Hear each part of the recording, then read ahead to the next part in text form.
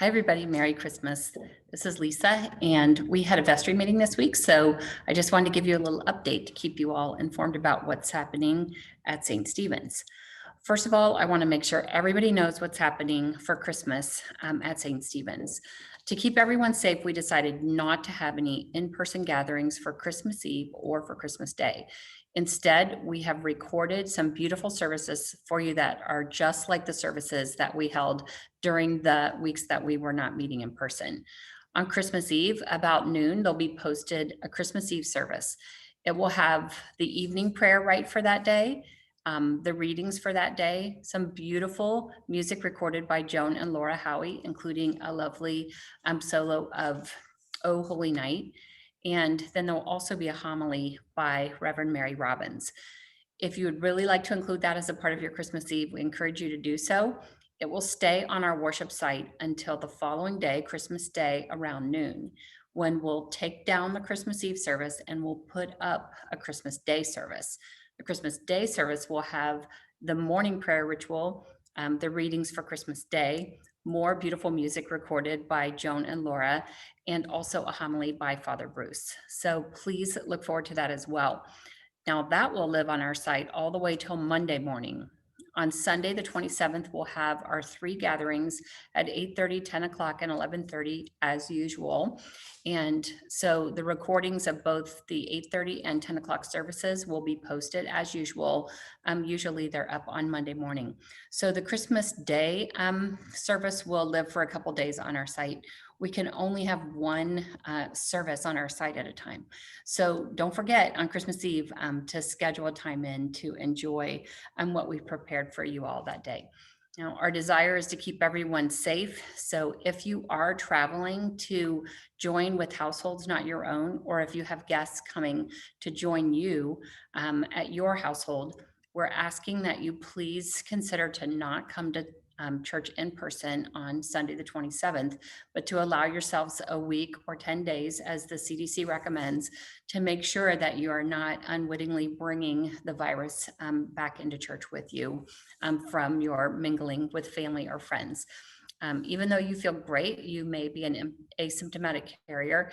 And so we just want to be careful to protect the most vulnerable in our community by following those guidelines, that if you are mixing it up, either shopping or socializing over the holidays, that you will just enjoy the online services for a week or so and keep everybody safe. That will be our Christmas gift to one another. I did want to caution you as you take part in your celebrations for Christmas that Walker County has been for the last 3 weeks recording approximately 50 new cases of COVID per day on the 4 or 5 days each week that statistics are available, 50 new cases per day. And our positivity rating has been over 30% for the last 3 weeks. So please know that even though it feels very much like life has returned to normal in some places and in some ways, but it's far from normal. And so until we're able to get the vaccine, please be careful and have a very safe and a very Merry Christmas while protecting those that you love. This week, we will not be having our regular Wednesday Bible study, nor will we be having our Wednesday noon Eucharist service. So this week, both of those things will be canceled, but they'll resume the week between Christmas and New Year's. Also, I wanted to talk a little bit about year-end giving. During those first weeks especially, but during the summer when we were not meeting, some of you may have fallen behind in your pledges. We are about 10% behind in our pledge offering for the year, which translates to about $20,000 for our church. But just so you know, we're not in any desperate need for that money. We had some oil leases that performed better than expected. Plus, our expenses are a little lower than normal since we have been without a full-time rector for a good portion of this year. So I'm not mentioning this because I want you to dig deep and sacrificially try to help St. Stephen's here at year end. I just wanted you to know for your own purposes that if you're not sure where you're at regarding your pledge, that your intentions to give this year and your commitments that you've made, You could email Cindy Supan and she will let you know exactly where you're at before year end. If you do have any gifts that you want to be included in 2020 giving for your own tax purposes, they need to either be postmarked by December 31st or please bring them with you to church on the 27th. That'd be great. And while we're on the subject of generosity and giving, I just want to thank you from the bottom of my heart for all that you've done in this season for one another, but also for our community. Nancy announced today that more than 500 cards were delivered to all 5 nursing and assisted living homes in Huntsville. And we had such an abundance of cards. We were able to bless not only all of the residents, but also all of the staff and workers who serve them as well. So thank you for those handwritten cards and expressions of love. Also, thank you for the angel tree gifts that you provided. Thank you for the food that you've provided for the emergency food pantry in Huntsville. That'll continue on through the holidays. We're just really grateful to see how you love the community and how we love one another. So thanks for that. At our vestry meeting, we determined the date for our annual meeting. It will be on the 5th Sunday of January, the 31st of January. I can't tell you where it will be yet, but we've determined we want to have an in-person gathering, not a virtual meeting, and we want to be all together in one place. So we'll be looking at some public venues in Huntsville that we could record that have ample parking, easy access, and that are affordable, that we could slip in on Sunday, January 31st in the afternoon and have our annual meeting. That's where our vestry elections will be held. And we'll also be able to give you updates on our wildlife habitat sanctuary that we've been working on earnestly this year, some developments at the Student Center, what's happening with our search, where we stand financially, the tremendous things that God has done. And then through our congregation this year, despite this pandemic, just so much to share and report. And we really look forward to being together that day, wherever it will be. Also, I wanted to mention that we've been announcing for a few weeks or months that if you're interested in serving on the search committee or the vestry, to let us know. And I was blown away that we have had either nominated or people who have personally expressed their own interest in vestry or search committee, 24 different individuals from our church. And I'm just blown away that of a congregation with approximately 80 people who are regularly involved in worshiping together and participating in some way, that more than 25% of us are willing to give of our time and talent and experience and wisdom that way, not only our financial giving, but by investing back in the body. And so I want to thank each one of you who have expressed a willingness to serve.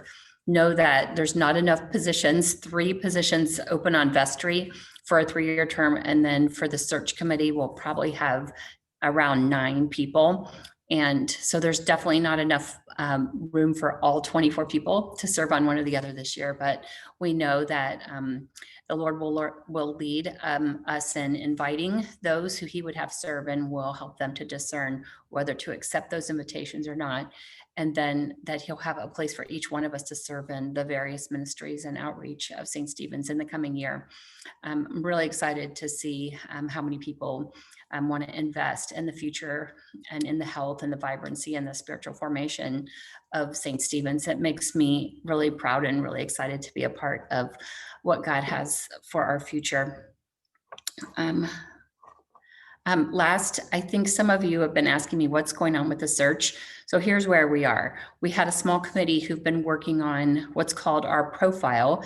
And back in the day, that would have been like a brochure that was kind of a description of your church, your hopes and dreams, your goals, your visions for the future, a little bit about your community, the schools, outreach, missions, ministries that we're all involved in. It would give candidates an idea of who St. Stephen's is. Well, in this day and age, that looks like a website, and it's called the parish profile. If you're interested in seeing some profiles of other churches who are in the search process, you could just go to the Episcopal Diocese of Texas website, which is epicenter, Episcopal, get it, epicenter.org, and then type in the search field transition, and it will bring up all the churches like St. Stephen's that are in transition, and you can begin to see what their profiles look like. And so we have written all the copy and collected all of the photographs and other assets that have been requested, and we have submitted those to the diocese. And now it'll take a few weeks to get those posted, especially given the holidays right now. The people who work on this at the diocese have the next 2 weeks off. But once they get back in January, they'll begin to work on putting our profile into the website format. And we'll be able to let you know as soon as it goes live, and you'll be able to go on there, click on there, and see our survey that you participated in, some beautiful pictures, a lot of our Jubilee celebration materials, and just a lot of well-crafted and well-researched copy that describes who we are. So that should go up definitely by the end of January, and then we'll begin our search in earnest as soon as it goes live. Now, the search will look different this time than it did the last time, because we won't be traveling hither and yon to go to the places where candidates live to visit their churches. The pandemic just will not allow that. So if we want to move forward in a timely way, we'll have to submit to more of a virtual search this time, where we'll be interviewing candidates and becoming familiar with their congregations from a distance, using all of the technology that we have become adept at during these last many months. So eventually we'll have candidates come to us, but it'll be a while. So anyway, just so you know, that's what's happening with the search. We've been working hard. We're moving forward. Everything is right on the timeline that the diocese had hoped for us. And so, hopefully they say somewhere between 6 and 12 months. It could be longer. They just don't really know. That it's kind of unprecedented with the pandemic scenario. However, normally it takes between 6 and 18 months. So we're hoping that by the end of 2021, we will have welcomed our new rector. If you all have any questions for me, please don't ever hesitate to just call me or send me an email. Allison at church has all my contact information, and she'll let you know how to get a hold of me. And I look forward to seeing all of you in person in one place at our annual meeting on the 31st. And besides that, I'll see you again soon for those of you who are attending in person. Meanwhile, have a very Merry Christmas, stay safe, and I'll look forward to seeing you soon. Bye-bye.